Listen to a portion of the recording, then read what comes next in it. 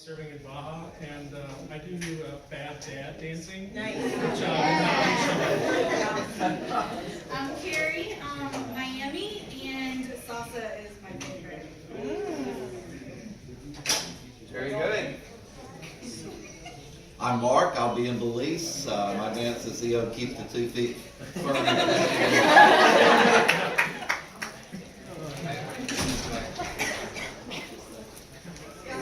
Giovanni. Hey guys, my name is Giovanni. I'm from Haiti. And my favorite dance is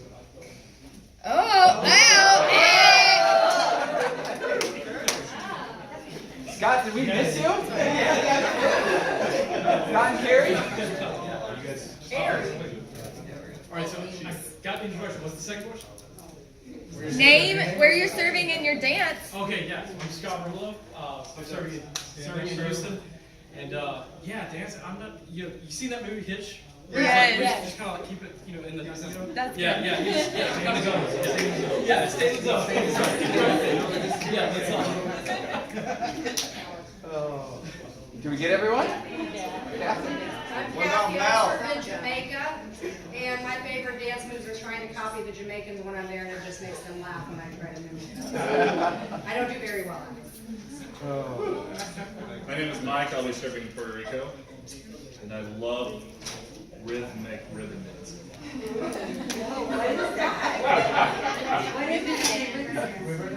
You've never seen ribbon dancing? Yes. Show us.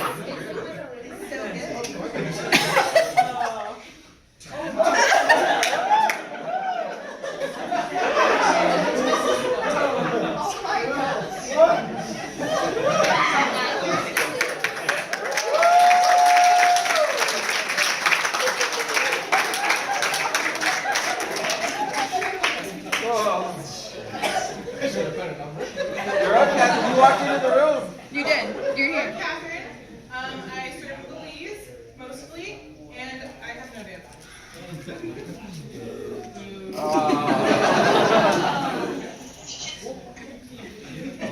What about Mel? She's been recording this whole time. Now.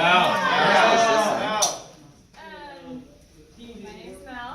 I'm a coordinator for Alaska, and I'm a speech dancing instructor in PJ. So, and I have torn meniscus. Sorry. Hand move. There you go. There you go.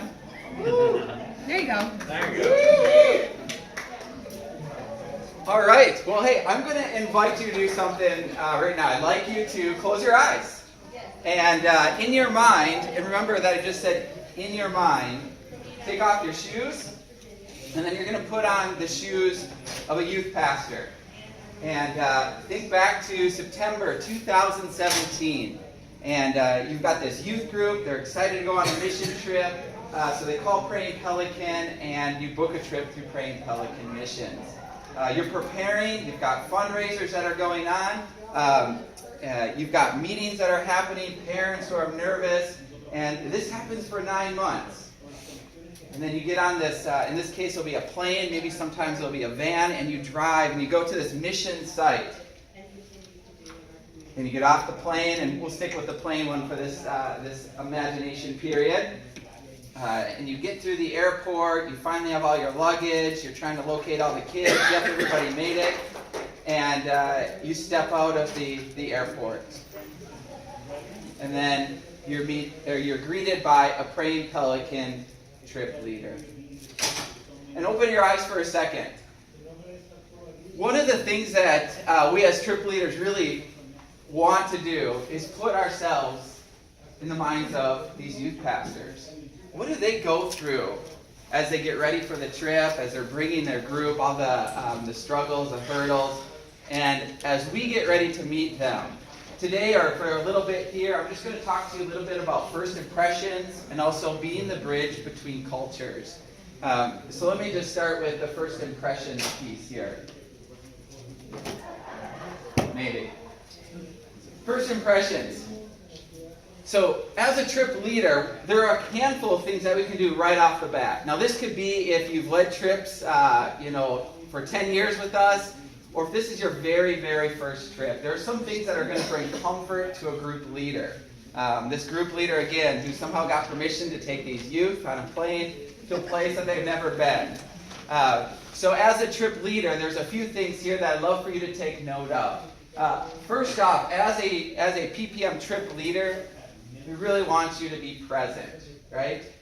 So when that youth pastor steps out of the airport terminal, and they've got their kids and their luggage, and they don't see you, that's a red flag right away for a youth pastor, right? So a handful of things that we're just going to go over. One, being present. So make sure that as you're there, one of the things that you really want to do is make sure you're there, you say hi, you introduce yourself, and be there, be in the moment. The other thing that we'll share is be relational. Again, if you're not there, you can't be relational. A lot of times the folks that are coming, this is their first time, or could be their first time, stepping foot into another country, or to this city that we're serving in. So a lot of times when people are coming off the plane, they like to ask how their flight was it smooth, where are they from, what are they looking forward to serving this week, and going through that list. The other piece that I'd like to share is this forward thinking. A youth pastor is going to know if you're forward thinking or not. If they're reading the book and it says, bring a water bottle, you're going to need water, and they show up. In this case, I'll use Belize. And they're there, they take out their water bottles, they say, where's the water? And you go, I forgot it, right? So these first impressions, these things that we're talking about, really help the group start on a really solid, good foot, or maybe one where they're like, what did I get myself into? A lot of times, and I've served in the country of Belize, so I'll use that for an example, our youth pastors looking at us at being the experts. You go, being the experts? How many raised their hands? This is our first trip that we'll be time leading. Like, raise them up real high. Let me see that. Right. Somehow we're the experts. So what does that look like? What does that mean? Confident and knowledgeable. One of the things that I was asked to do before I ever stepped foot in Belize to lead a trip is buy a guidebook and really just read through it. I remember once I got the whole team on the bus, and of course you have a captive audience, and you can either say nothing and pull out, or if you're the trip leader, you can stand up and you can say, welcome to Belize, my name is Jason, I'm your trip leader. You might introduce the bus driver, the other members on your staff, and then I love Belize, so I start talking about the things that are unique. Like, Belize is the only English-speaking country in Central America. In 1961, after Hurricane Hattie, they moved the capital city from Belize City inland to Belmopan. And Belmopan is today the world's smallest capital, any capital in every country in the world.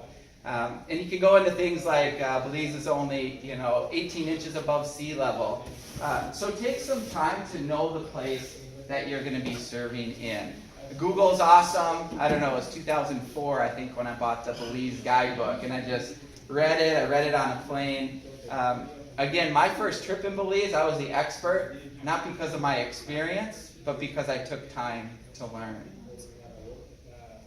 Friends with the ministry partners. The other thing that I might do is share right away that we're going to go to Pastor Floyd Booth's. He and his wife Dahlia will be receiving our team this week. They have 3 children, Micah, Abigail, Miracle. They've been doing ministry since 2006. Bermudian Landing is in the middle of 10 villages, and we draw people from all those villages to church in Bermudian Landing. Here are our ministries, and I go through the calendar or the itinerary.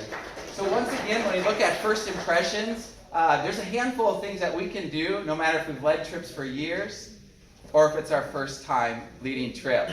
And this proved to be true already this year. So Houston is new to Praying Pelican. As many of you know, Hurricane Harvey came in late 2017. And we went down there. One of the board of directors members lives in Houston, and we have about 40 churches that have served through Praying Pelican, located in and around the Houston area. So we felt a special calling to get there. So we did some setup, and one of the teams that served in March shared this reflection about Praying Pelican. Now, this is a trip leader that's been with Praying Pelican before, but it was their first time ever leading in Houston. And they say, Praying Pelican Missions works diligently to prepare people for service. PPM does an amazing job at making people feel welcome, wanted, and prepared to serve.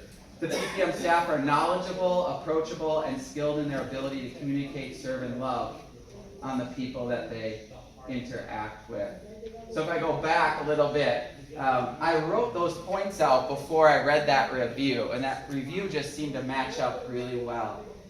So as trip leaders, one of the things I'd like to just submit to you as we get going is we are the experts, even though we probably don't feel like it right now. I've led about 100 trips in Belize, and there's still new areas I haven't led that I wouldn't be the expert, but I would have to become that expert. So please take time, I think is what I'm saying, to start to invest in the area or areas that you're serving. The internet's a fantastic tool. Know facts and start to get to know your partner pastors and their families. Next up, and the last part I'll talk about tonight is there's a balance that I think Praying Pelican strives to find. And, there's some books out. This first balance here is Mission Team Heroes. That's where the group coming to serve, is kind of getting the rah-rah, and all the credit goes to them and the attention. The other piece you try to balance that with is if it's host church heavy, and a group of youth come down and they're on the bucket line, or they're trying to do the rafters of a church, and it's just not a good fit, right? So at Praying Pelican, one of the things that we try to do is say, hey, how do we fit a team with this gift and skill set with a host pastor at church that have these different ministries or needs going on? We don't try to raise one above the other. We think that there's a mutually beneficial relationship that happens. And as trip leaders, we get to kind of step in that gap. I remember talking to somebody just recently, and the team coming down to serve just has not been in communication with us. And usually the first questions we ask is, tell me about your team, how can we place you in the right place?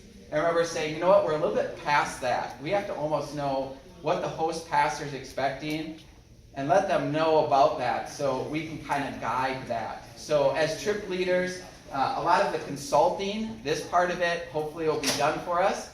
We hopefully will get you in before the teams actually land. But one of the things that we get to do is hear a little bit about that balance. What is the host church expecting?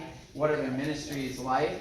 And then what are some of the gifts and skills of the team coming down, and how do we balance those?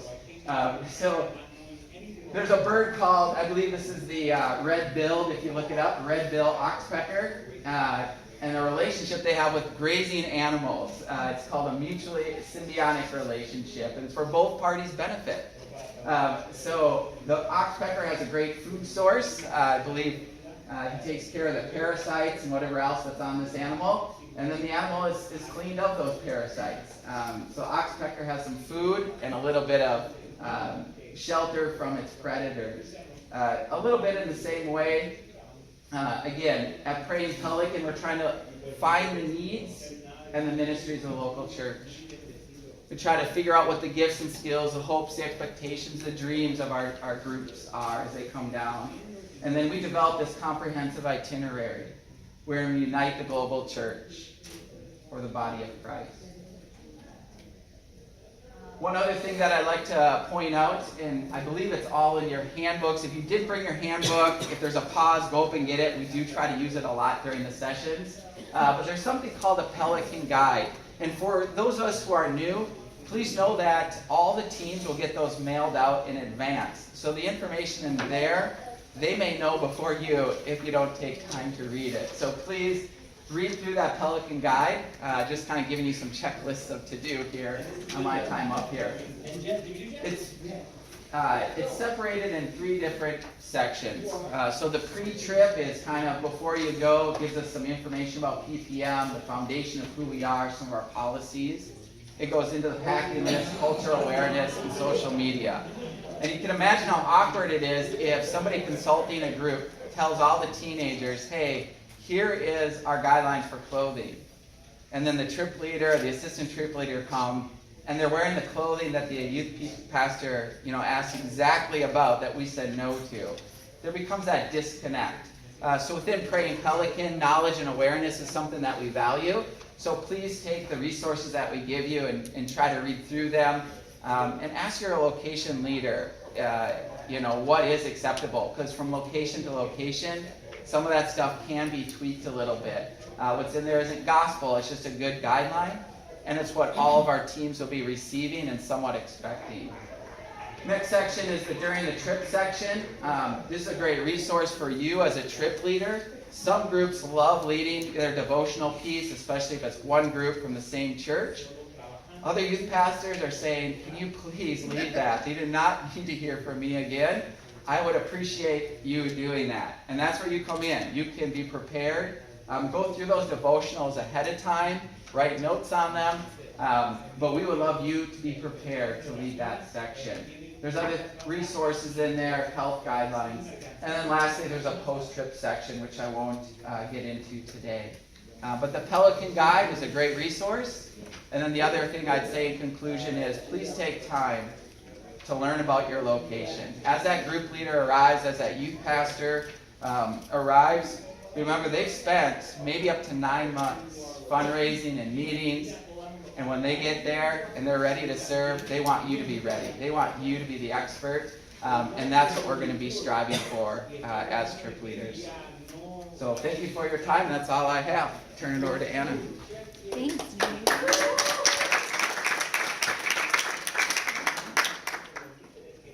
Hold on.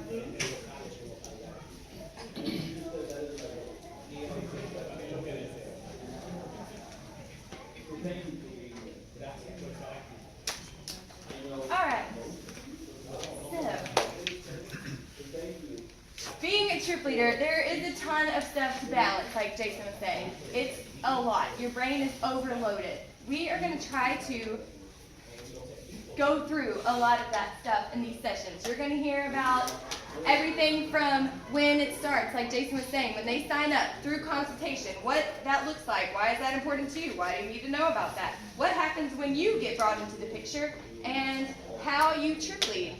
We're going to talk about expense reports, we're going to talk about trip journals, we're going to talk about incident reports and what happens when things go not as planned.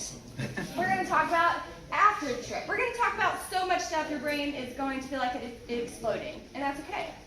We want you to be as prepared as possible. It is an amazing privilege and a huge responsibility to be a trip leader. You guys were trained up and chosen because people saw something in you. They saw leadership in you. They saw something that they wanted to put in front of the teams. You represent Praying Pelican. You represent the pastors that you're going to be working with, and obviously you represent Jesus. We as trip leaders get to be the bridge. Our motto is bringing the local church on a global level. We are going into different cultures, and that culture may be Houston, that culture may be Chicago. You might have, I can say this because I am from Alabama, but you might have a South Alabama team from the country going to Chicago, has never been in a big city, doesn't know what to do. That's a whole different culture. You might have a team from Kansas City going to Costa Rica, and you are the bridge. How are you going to make that happen? You have a host pastor that you love and that you care about, and you have a team coming that you want to empower to serve, and you're in the middle. And you have your staff. So you are the bridge between all this. You're the glue. You're the advocate for all three parties. The host pastor, the group leader in the team, and your staff. You may think that's a lot. I think that's a lot. Right? You get to be the bridge. And you can be a great bridge, and you can be a glue, and you can be an advocate, and you can see just the awesomeness that comes when you are prepared as possible, when you are open and honest, when you communicate well, when you support your staff, when you care for yourself, and it just goes great. Or you can be a really mangled bridge, maybe just a piece of wood that hopefully stays up. We want you guys to be as well prepared as possible. So, I wanted to share a few stories. I work in Costa Rica, and we have some awesome Costa Rican staff here. And one of the stories that I feel like our pillars, which we're going to talk about later. Does anybody know our pillars for Praying Pelican? No. We should. Spiritual leaders. You should know this. The pillars, what we stand on in PPM, what we believe, and what we strive for every week. If we get to the end of the week and these three things happen, then man, it was a good trip. Sustainable ministry, which I think is very difficult. Sustainable ministry is so important. Sustainable ministry, genuine relationships, and long-term partnerships. We want our relationships with our pastors and our group leaders and our staff to be genuine. We don't want to fake it. We don't want to pretend we know what we're doing and pretend we know the people. We want to know them. And we want, for the ministries that we do, we don't want to just come in and be cool and take pictures with little kids and then go home. We want the ministries to matter. We want them to be effective. We want them to change communities and to have an internal impact. And we want the teams to come back. We want long-term partnerships. So those are your pillars. You should know those. Good. Man, y'all should smile. Okay. Trying to get you to smile. Okay, so anyways, 3 pillars. One story that comes to my mind is a team. They were coming to Costa Rica from Alabama, and we were going to serve in a community called Colorado. And this team signed up, and it was a 20-year-old girl leading this team of 40, and she just had this thing in her mind that she wanted to bring a team to Costa Rica, and that was awesome. And we happened to meet Pastor Ava, I didn't even know, a long time ago. And I was like, oh, this could work. This could be great. The Pastor Ava wanted to build a church. This team was coming. They had a lot of money, and they were working hard to raise more money. And I'm like, well, if you have money and you want to build stuff, and this person needs building, then we just partnered about it. And that's kind of how it happens sometimes. Well, we were able to meet with Pastor Ava. The team met with Pastor Ava. It was perfect all the way around. But the sleeping conditions were horrible. I can't even describe to you the bugs that we were sleeping with. I don't even know what it was. Crawling around. We had 2 showers for about 50 people. And the toilets didn't flush. And we had to drive this really bumpy road, want to make you get car sick, from where they were serving to where they were sleeping every single day. And thinking about it, I'm like, oh gosh, this is going to be horrendous. But in that trip, I have a lot of really bad stories too, but in that trip, I felt like I was able to communicate the vision of Pastor Ava, to get the team excited and make it worth all of that and be okay. I mean, we were so disgusting. I cannot explain to you the smell that was happening. And all of it was worth it because of the partnership. They were able to serve with Pastor Ava, and they were able to build this church. Now, come to find out, Pastor Ava had been praying and praying and praying for this church to be built. Just the foundation, just something to happen, just the permits to be done, just for the permission to happen for this church to be built for 12 years. The year before, or a few months before, actually when Nate first met her, he met her husband, yes, Pastor David. And when Nate is our missionary in Costa Rica, by the way. Hello, Nate. He met her and her husband David, and they were pastors at the time. They talked to them, got them all set up talked to them about the trip. Nate actually took the last picture of Pastor David, and he passed away a couple of months later. And it was his dream for this church to be built. Well, when the team came, they were able to start that. I can't tell you all the things that happened with people having visions of these exact white people coming down to build their church and how it was so God. And then the team was able to say, actually God's really funny because we had to wait 12 years for our building to be built, and they had just finished a sanctuary in their hometown. And it was just so perfect how everything aligned. But I was able to support our staff. Our staff was fantastic. I'm telling you, you could complain and complain about the situations that were going on because it was so hot and so gross and so not comfortable. And the team could have complained. And Pastor Ava could have felt so crazy because she's in this little bitty shack with 50 people that she's having to feed. She doesn't know what's going on. But you know what? It was so beautiful. And we not only had a wonderful trip and God was glorified, but we got to laugh some. You might know some trips you just don't even have time to laugh. You don't even feel like laughing. But that trip, you're like, that was just so good. And I just think that that was a really good trip that upheld our PPM pillars, and it was also fun to lead. I want to encourage you guys as trip leaders. Like I said, it's a lot to take on. You're thinking about money, you're thinking about where's the water, you're thinking about, oh my gosh, that person just barked. Hopefully not. It's probably going to happen along the way. So there is a lot going on in your head. It's time to prepare now. This is not an easy undertaking. This is not something that you can just get up that day that you're going to your location and be ready to go. I want to challenge you to take care of yourself now, spiritually, mentally, emotionally, physically. Trip leading is hard. You get tired, you get just exhausted. And so there's a verse in Joshua 3.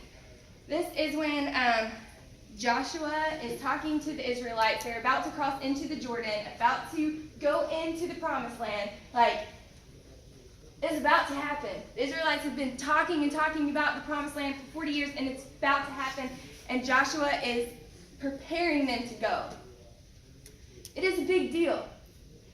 You guys, there are teams coming that things like that 1 week in Colorado, Costa Rica can happen, where things can just come together and God will blow your mind. But if you're not prepared spiritually, mentally, emotionally, and physically, it's going to be lacking, and you're going to be exhausted. So, Joshua is talking to the Israelites, and he says, Joshua 3:5, Joshua told the people, consecrate yourselves, for tomorrow the Lord will do amazing things among you. I believe that. I believe this summer is going to be indescribable.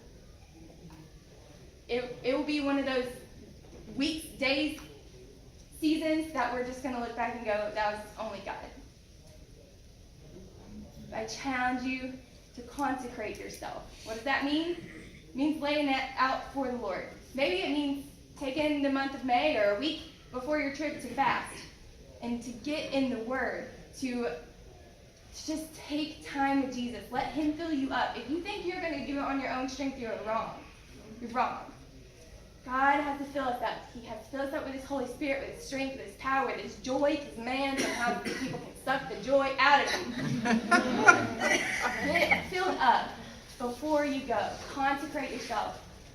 We challenge our staff. I challenge myself to be ready, to be spiritually ready, spiritually fed, spiritually just filled to the brim for the summer. And I'm challenging you as trip leaders. You are on the front line. You are the bridge. You are the glue. You are the advocate for all of these pieces coming together. And if you're not filled up with Jesus and with the Holy Spirit, it's going to be rough. Get in the Word.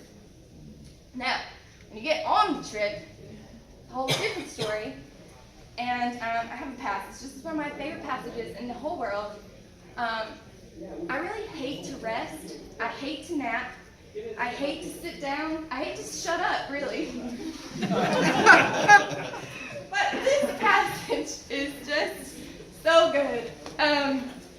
This is in Mark chapter 6, and I encourage you to memorize this one scripture. This is after Jesus feeds the 5,000. After all of these miracles are happening and the disciples are with Jesus and they're seeing all this crazy stuff and they're just so amazed and they don't even know what to do with themselves.